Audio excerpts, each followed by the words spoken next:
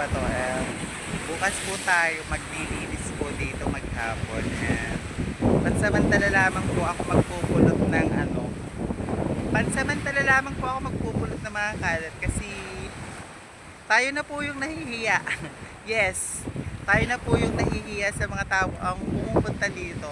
Lalo na at madadatgan po nila na kahit paano may kalat. Kasi sobra na pong hindi nakakatuwa yung mga taong pumupunta dito kung ako po yung inyong tatanungin. Kasi binibigyan po natin ng linis at mini-maintain po natin yung zero waste ng at sa atin po kasing place yung singsing na bato guys. And yes, sabi ko nga po sa inyo, ang ina-advocate ko po sa Barangay Talay, Pandayan, sa sitio po, sa akin po sitio na sasakupan ay cleanliness po. So yun po yung coastal area kung saan wala pa akong sawang kaartihan na namumulot po ng kalat nila. So hindi nga lang po nakakatawa yung mga tao po pumupunta dito kasi ultimo pong pinagreglahan nila, iniiwan po nila dito. Ganun rin po yung mga diaper ng bata.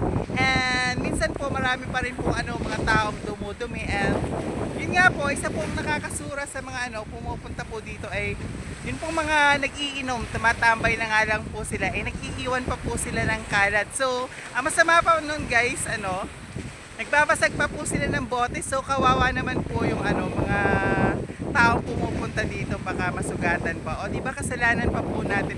So sa mga taong pumupunta po dito, maging aware naman po kayo.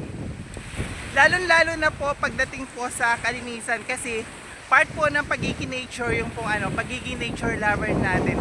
And sana po maging aware naman po kayo sa sa lugar na inyong pinupuntahan, lalo na po kung ang inyong pupuntahan ay malinis na po.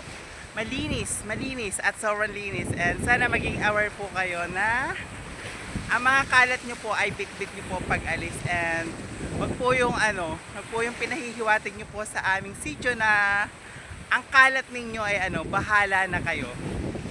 So yun lamang po, sana maging aware po tayo, lalo na po sa pagdating po sa kalinisan. And kasi nga po, wala pong upahan po yung aming tinatawag na singsing na bato para i-maintain po at sundan po kayo palagi at tingnan sa regarding po sa mga pagkakalat nyo. Ulitin ko po, wala pong upahan yung singsing na bato para i-maintain po yung zero waste. And sana po makaisa po kayo na basura nyo, bitbit nyo, kalat nyo, pulot nyo.